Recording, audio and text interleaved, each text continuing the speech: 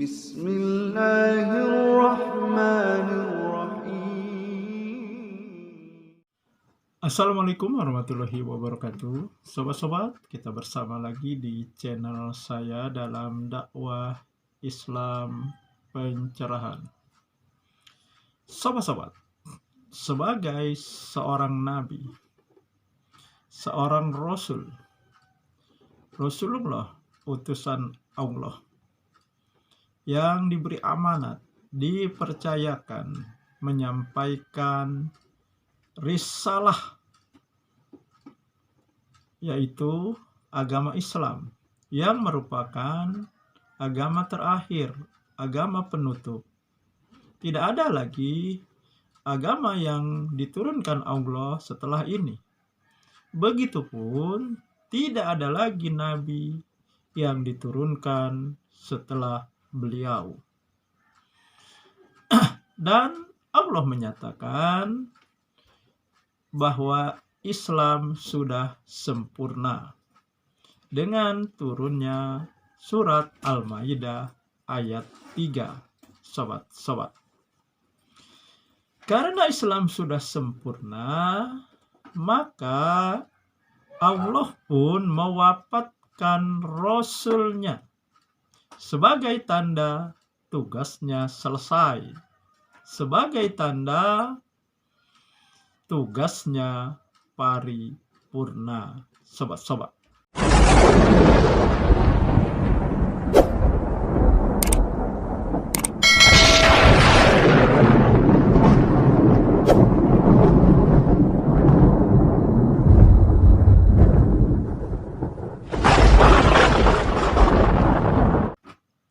maka setelah turunnya surat Al-Maidah ayat 3 yang menyatakan Al-Quran sempurna, setelah wafatnya Rasulullah yang menandakan tugasnya paripurna, artinya tidak ada lagi celah selubang jarum pun untuk membuat amalan baru. Yang Nabi sudah mengingatkan, kullu bid'atin dolalah wa kullu dolalah finnar. Sobat-sobat, tetapi sobat-sobat, sebagai seorang Rasul, sebagai seorang Nabi, tentu saja Allah memberi pandangan ke masa depan, memberi pandangan apa yang akan terjadi sepeninggal beliau. Dan beliau juga sudah menyampaikan dengan sabdanya, antara lain, bahwa Islam ini akan kembali menjadi asing. Islam ini datang dalam keadaan asing dan akan kembali juga menjadi asing. Maka berbahagialah orang-orang yang dianggap asing, karena di tengah banyaknya sunnah-sunnah sudah diabaikan, tetapi mereka menjalankannya, mentaatinya. Nah, inilah orang-orang yang dianggap asing. Dan ini sudah terjadi. Ya, orang-orang yang taat menjalankan sunnah dianggap asing. Kalau kita layangkan ingatan kita di tahun 80-an, 90-an, di mana ketika itu wanita berhijab, wanita berjilbab sangat langka. Dan ketika mulai ada yang mengenakan hijab, yang mengenakan jilbab, Dan ternyata yang mempelopori adalah kaum pelajar. Apa yang terjadi pada mereka ketika itu? Mereka dilarang untuk belajar di dalam kelas, tetapi disuruh belajar di ruang-ruang, misalnya ruang perpustakaan. Ini salah satu, ya. Mereka dianggap aneh. Mereka dianggap asing. Padahal mereka menjalankan kewajibannya sebagai orang Islam. Menjalankan sunnah Rasulullah. Ya, dan kita juga akan dianggap aneh, sobat-sobat. Akan dianggap asing. Ya.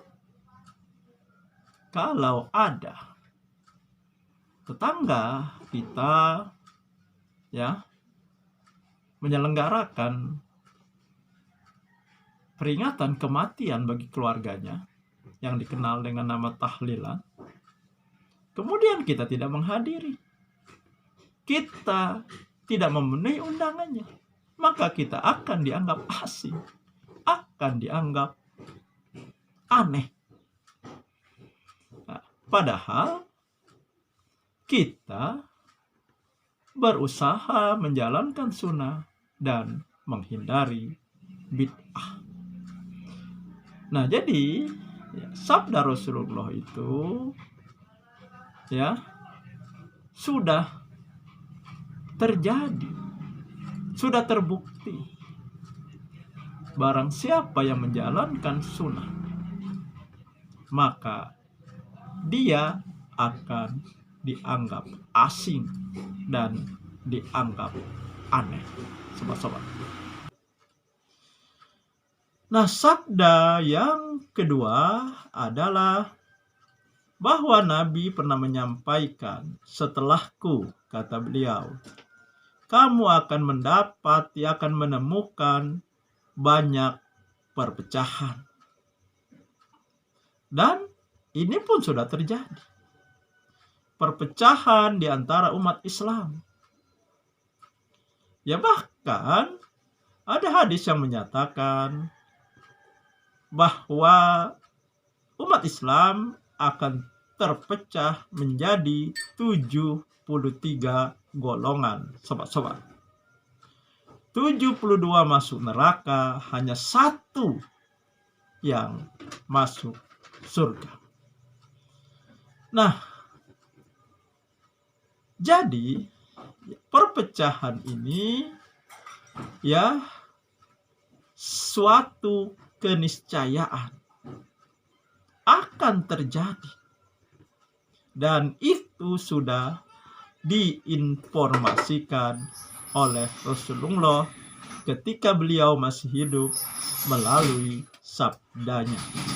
Lalu bagaimanakah sikap kita ketika menemukan perpecahan? Golongan mana yang harus kita pilih? Pemahaman mana yang harus kita ikuti? Ternyata Rasulullah tidak hanya, ya, menyampaikan akan terjadi perpecahan, akan tetapi juga memberikan solusinya, sobat-sobat dan para pemirsa semuanya. Dan tentu saja solusi dari Rasulullah adalah solusi yang terbaik, karena beliau dimaksumkan oleh Allah. Beliau dibimbing oleh wahyu dari yang maha mengetahui. Nah, solusinya adalah berpegang kepada sunnah beliau dan sunnah Khulafaur Rasyidin, yaitu khalifah yang 4. Abu Bakar As-Siddiq, Umar bin Khattab Al-Faruq, Utsman bin Affan, dan Ali bin Abu Thalib. Inilah Khulafa Ur-Rasyidin yang direkomendasikan oleh Rasulullah untuk diikuti. Nah, sahabat-sahabat, jadi yang selama ini ya merujuk kepada sikap Umar mengenai bid'ah hasanah, jelas dengan sabda Rasulullah ini tertolak, gugur.